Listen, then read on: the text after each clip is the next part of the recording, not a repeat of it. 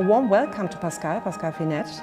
The Vodafone Institute is very happy to host you tonight as a speaker at our AI&I event series. So, welcome to Berlin.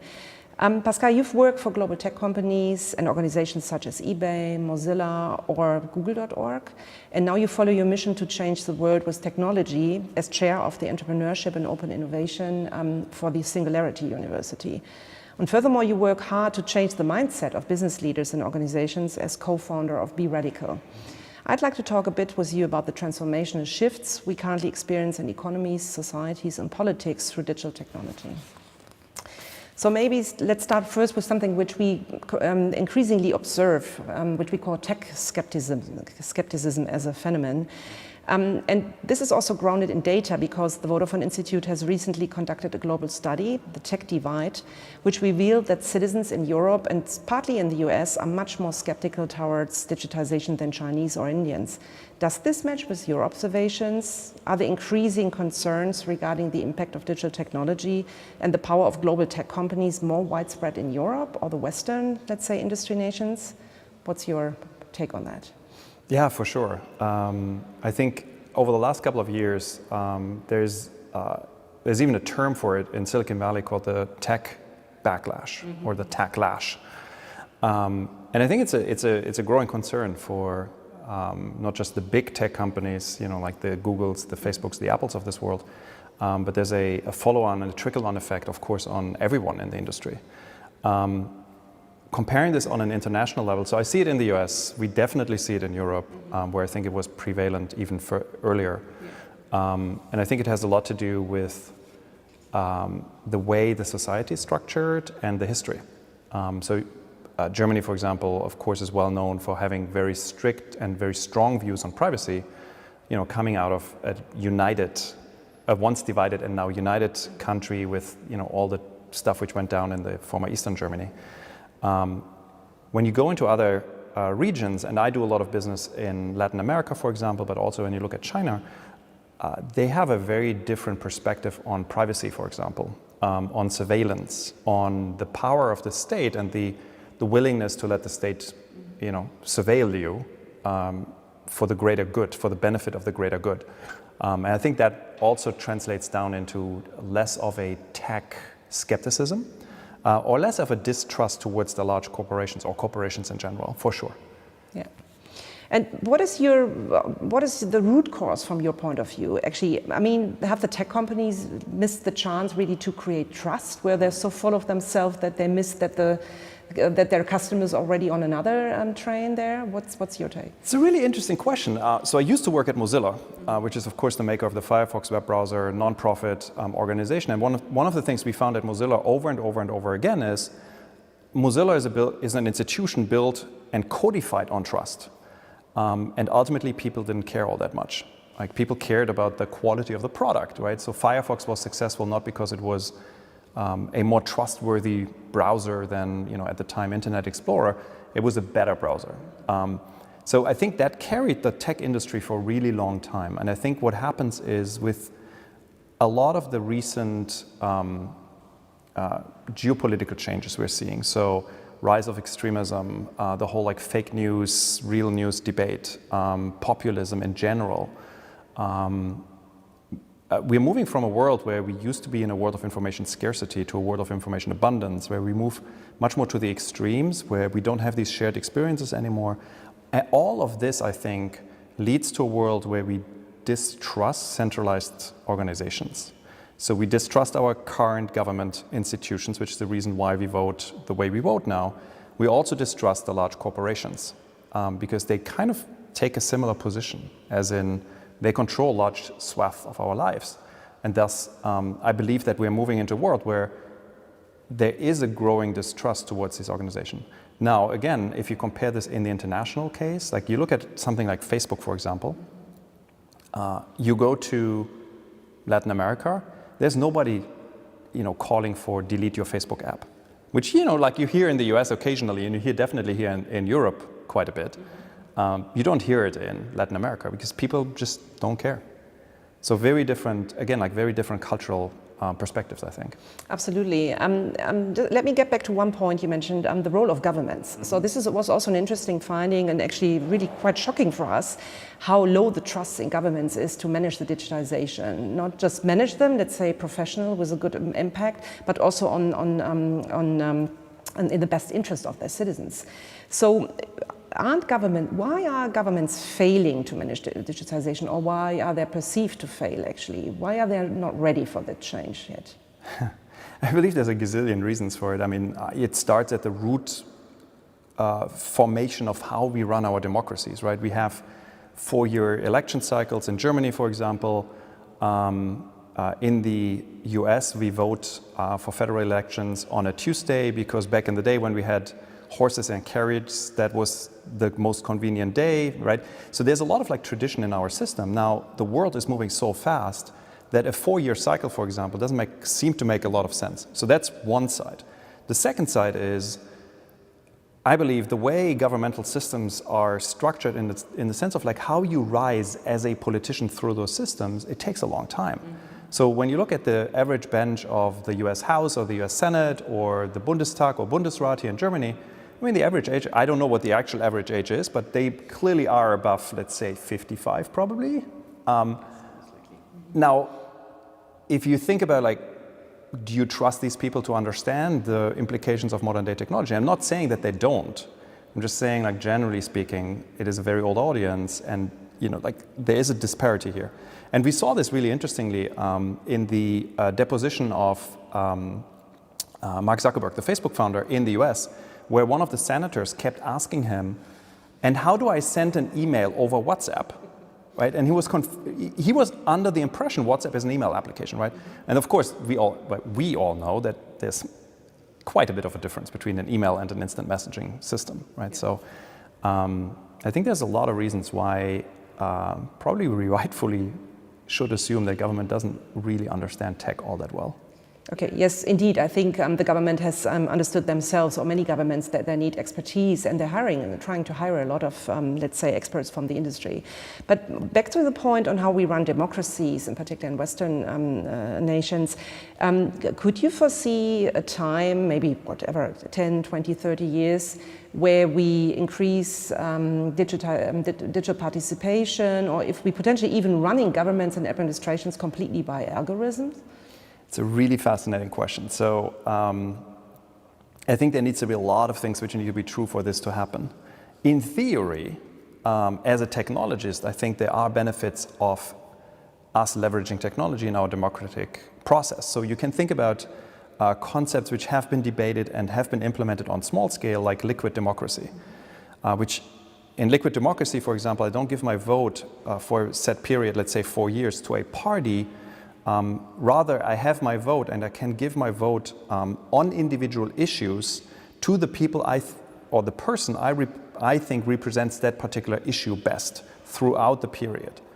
So that, in theory, at least, allows me to pick an expert, I think, who is best at, waste management when we have an issue around waste management. So in theory, this seems to be a good concept. Switzerland has for a very long time much more participatory democracy than most countries. And it seems to work somewhat well. Now, on the flip side of that, you have challenges around, we don't even trust electronic voting systems at the moment, right? They are vulnerable, there's real issues around this. Now, you can overcome this with a technology perspective. But for example, in the US, we now have a huge debate about like going back to paper ballots because we don't trust the electronic voting record, right? So you've got these like two like forces fighting against each other. And then the question becomes also, how much does an establishment in a particular region, geography, country actually want that change? So you see, for example, in the US, the way the electoral system works, where you have the House and the Senate being represented by senators, where effectively, regardless how many people live in a state, like a state has a certain amount of senators that can send, meaning that in a world where we have urbanization happening, meaning in the US, for example, more and more people move away from the center of the country towards the coasts where the big cities are, you still have the same voting power. So the voting power in the Senate hasn't shifted to reflect the reality. So Now, will this change ever? Probably not, because there's such an entrenched interest to keep it that way, right? So it's a very complex system. In theory, technology can help, but I think it's much more a socio-economic question which we need to tackle. Absolutely, and I mean the same is true for the entire debate about AI, actually, not just in Europe but across the world. So sometimes it seems to me, is this another hype, just another hype, or the next hype? And is the impact of AI on society, economy, completely overrated? What's your take? How transformational is this technology, AI, machine learning, really? Yeah, it's a really good question. I think it's overrated and it's totally underrated at the same time. The challenge is that we look at AI today, and the systems we have today, the technologies we're using, the algorithms we have developed, they're already really good at very specific use cases. And in those, they have started change, literally changed the world. Very simple example, we now have an AI which can look at melanoma, which is skin cancer, and outperforms 136 out of 157 world-class dermatologists. Right, so you should actually trust that AI more than you trust your dermatologist. Now that is easy for an AI because it is a very specific use case for an AI which it has been trained very well on, which is basically image recognition or pattern recognition. There's a gazillion other use cases where AI is just not really good at. So in those cases, AI will not change anything until we developed probably completely new ways of thinking about AI. So all that being said, at the same time, we see still increasing capabilities of compute power. It gets all much cheaper. We get more connected. 5G, for example, is a good driver here, a driving force here. So AI is the way to think about AI is, you might have heard this, like a lot of people say this, like AI is the new electricity. So AI is not a means in itself. It's an enabler to solve certain questions. And it does so probably better than humans in some cases today, in many cases tomorrow. So it will be very transformative. But at the moment, there's still a lot of hype in there, for sure. Yeah. Let's look a little bit ahead with regards to the grand challenges of humanity. I mean, we've got 36 degrees currently in Berlin. You talked about the heat wave in San Francisco. Obviously, climate change has arrived already. So how can AI potentially help to solve a challenge like climate change or other, let's say, big challenges of humanity? Well, I think generally speaking, what we call exponentially accelerating technologies, at Singularity we dub them this way, so anything from AI to advances in computing, robotics, synthetic biology, so genetics, the advances we're making in energy, in the energy transformation, etc.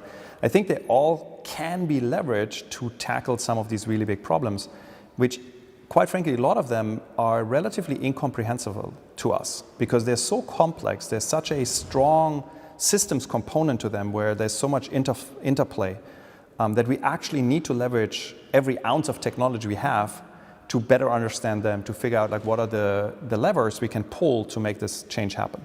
Now, the important thing, again, like for me, the important thing to mention here is none of that will happen if humans aren't making that decision. Right? So climate change is not being solved by a computer, ever.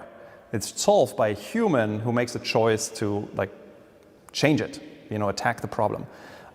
So I think we need to be very careful to not fall into the fallacy of using technology as the cop-out, as technology will solve the problem. Yeah. It is not. Like humans with technology will solve the problem. Absolutely. So first there might be the need for behavior change, actually. Yeah, and on the negative side, because there has a lot of conversation been around AI and, for example, the changes on the labor market, and you talked a lot about this. So what do you see as the potential, let's say, highest negative impacts or collateral damage which could happen with AI, which we need to focus on now? Yeah, I think it's a really good question. I think it's again, like you need to zoom out a little bit, I think, where we need to be aware of the fact that there are certain classes of professions, certain classes of tasks, which machines can do and will do better. And it's not the first time we went through this, right? Like Industrial Revolution taught us this, where like we started manufacturing stuff with machines instead of with our hands. The difference here is that it might come faster than it did prior, right? So the adoption time for technology to hit the market and then basically become widespread and being used has become reduced. So I think we need to really think about how do we create new opportunities, upskilling, reskilling for the labor market.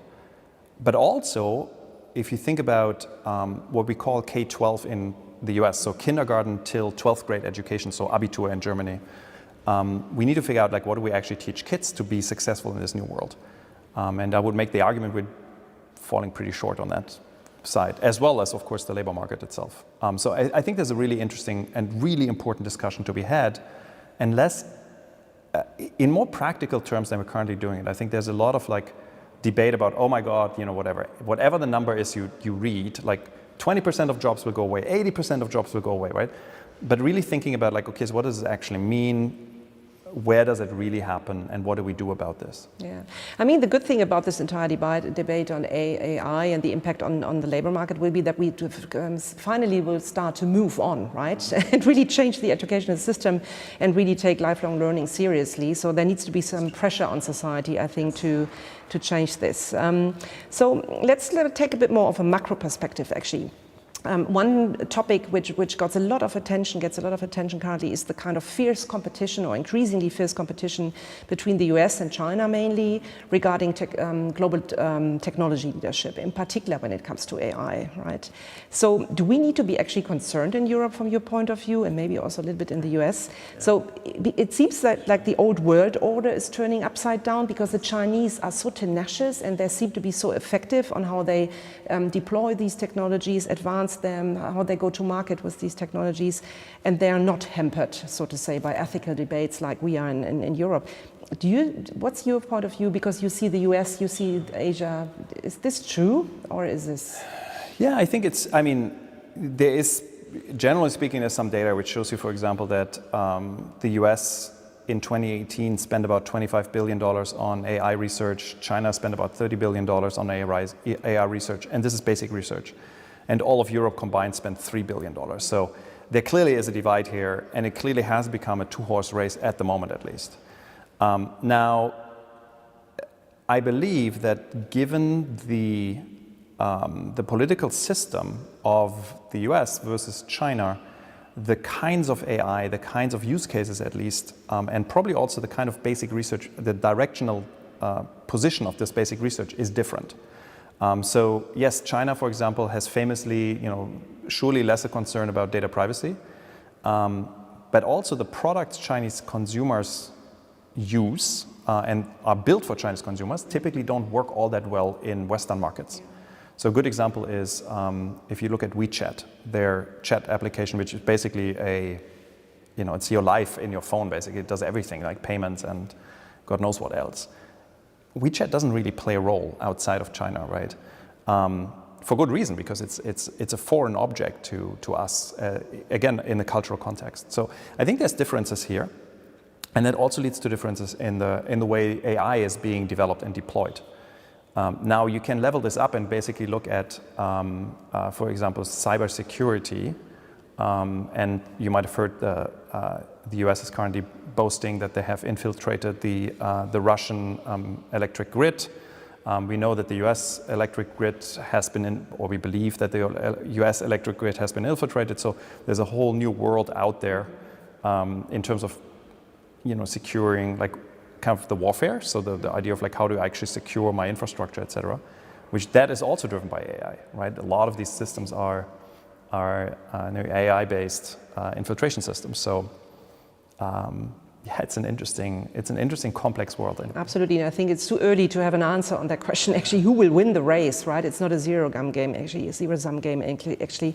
So, but one question related to this is there was a lot of discussions, in particular in the European Union, on human-centric AI, and that was also pretty successfully, let's say, directed also by large tech companies, right? Who kind of, let's say, also invented this concept of human-centric AI.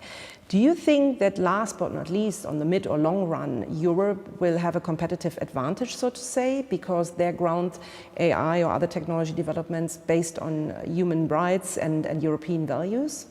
Yeah, it's a really good question.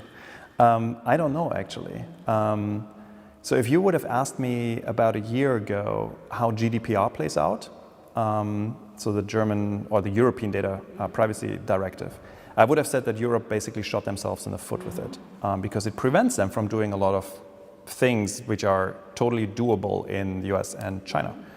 Now, what happened is, what's actually interesting is that it has shifted behavior of companies outside of the European Union in terms of how they develop their products, because then, for better or worse, they need to be compliant with GDPR. So they shape, at least in certain areas, they shape their behavior. This might happen with AI as well. Now, the question becomes, does it give Europe an actual advantage, or does Europe just become the holy grail, you know, like the holy mountain of like the gatekeeper and tries to influence, which, you know, in itself is a valuable position. I'm not sure how much it drives economic growth in the region, right? So I would probably assume it's a similar situation where, yes, Europe might influence, and at the same time, I'm not sure if it leads to economic advantages.